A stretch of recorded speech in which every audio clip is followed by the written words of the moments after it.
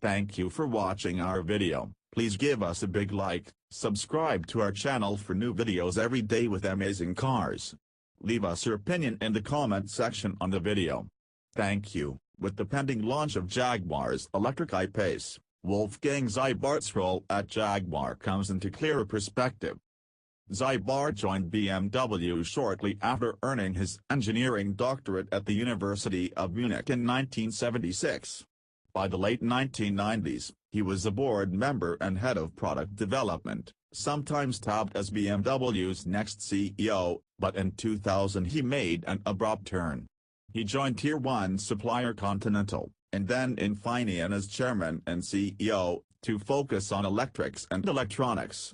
He was appointed product chief at Jaguar Land Rover in July 2013, yet Zeibart says he spent the last 3 years focused almost exclusively on developing the I-Pace. The all-wheel drive I-Pace promises an EPA-certified range of 240 miles and a price starting around $70,000, with Jaguar looks and finish, standard air suspension, a 0-60 time of 4.5 seconds and very untraditional Jaguar space efficiency. We cornered Zeibart at the New York Auto Show and sat down with him for a quick conversation. Where does the I-Pace rank among the many cars you've helped build over the decades? Zeibart: it's the most exciting project I've worked on. Not many people have the opportunity in their life to be part of a really disruptive development. I'm very thankful for that. The development of the electric vehicle and the I-Pace in particular, they offered that opportunity. The second thing is that we really had no restrictions in developing this car. This was not supposed to use an existing platform or build an electric car out of an existing engine-driven car. We could start on a clean sheet of paper and only make the best choices, what we thought would be the best in terms of concept and the best in terms of components. It's not very often that you have such an opportunity, first that you participate in and can actually drive that disruptive change, and second that you have all the freedom to act and design the car, in a fashion that builds what you think is the best car, without existing weights to move around. How do you turn something akin to a golf cart into a Jaguar? Zeibart: first, allow me to say that I think an electric car is an ideal Jaguar. Jaguar stands for two key things to start. The first one is performance and the second one is smoothness, including smoothness of riding. The electric vehicle offers the ideal platform to support these two Jaguar posts at a new level. We've installed sufficient power, so the car is in the sports car region regarding performance. There is no engine, so it's inherently quiet, and it has a very long wheelbase. We put the wheels to the outmost position in the body, and this gives freedom in chassis settings. If you have a short wheelbase, you have to take great care and work in a smaller band to balance ride and handling. This isn't needed here. You have a wider range of options to balance smooth ride and handling to make both good. So I think an electric vehicle is the ideal car in presenting Jaguar's core values. There's the design, of course. Jaguar design. And we understand that there are expectations set by the way an F-Pace and F-Type drives, and we've worked hard to implement these characteristics. The suspension layout comes from the XF, and there's a broad difference when you switch from normal driving mode to dynamic mode. In dynamic mode, you have different throttle characteristics, in quotation marks. You have different behavior or temperament, and in that sense this one resembles our normal car. Also consider that basically everybody on our team has a good understanding of what a Jaguar is. So it's not like I have to give too much direction in that sense. Our people understand, and they're on their own. Which choices in this car were most likely to keep you up at night, and which element might be most important to its success? Zeibart: there are so many choices where you have several alternatives, probably more than in a conventional car, and it really comes down to having the right knowledge to make a qualified decision. It starts with the motors. There are induction, permanent magnet, switch reluctance motors and so on. To take one or the other you must have the characteristics of each in your head, and also the impact each has on the inverter. What protection circuit, for instance, is required in the inverter? How much does this cost? No one can know everything, of course, so we listen to outside experts.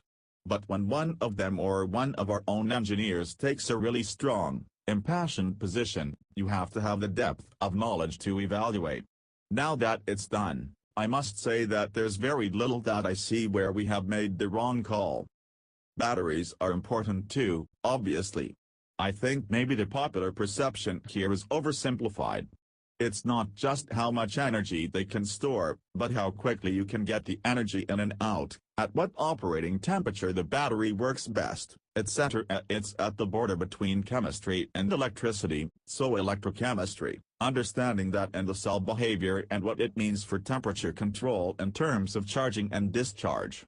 This to me is the key know-how in an electric vehicle. And I think the most important element in this or any electric car is the battery management system. That is the reason why we have all this in-house. The development of the software for battery management was done by our team, not delegated to some supplier, to fully control the choices and maximize our database. Is battery management what you're proudest of in the I-Pace? Zybart, I think it's more the concept as a whole.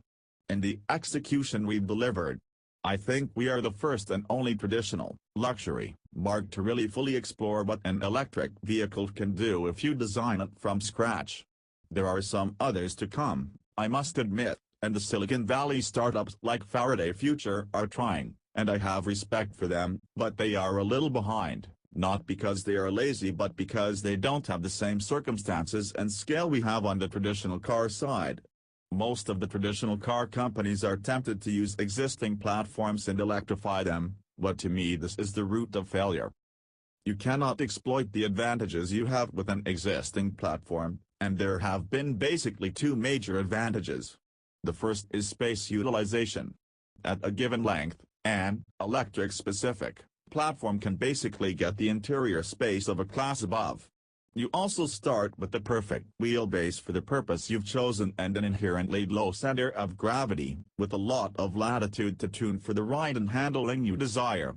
In the I-Pace, you have the package and space of an SUV, the driving position of an SUV and the handling characteristics of a sports car. I think when you have a chance to drive it, you'll see for yourself. It's really fantastic. What's underneath the I-Pace seems to be a very flexible platform. Given the reception this car is getting, it would seem there could be more electric JLRs on the way. Can you share anything about those? Zybart, well, you are right, there is a flexibility in the platform. There might be opportunities to do smaller or larger, or to take another direction entirely. On the other hand, it's not as easy as some people might have you think, as you always run up against some boundaries. You cannot just take what you have and extend it or even shrink it significantly, because then the motors become too small, or the battery supply inadequate. All said, there are certainly opportunities, but you probably know I can't talk about specific intentions. Thank you for watching our video. Please give us a big like, subscribe to our channel for new videos every day with amazing cars. Leave us your opinion in the comment section on the video. Thank you.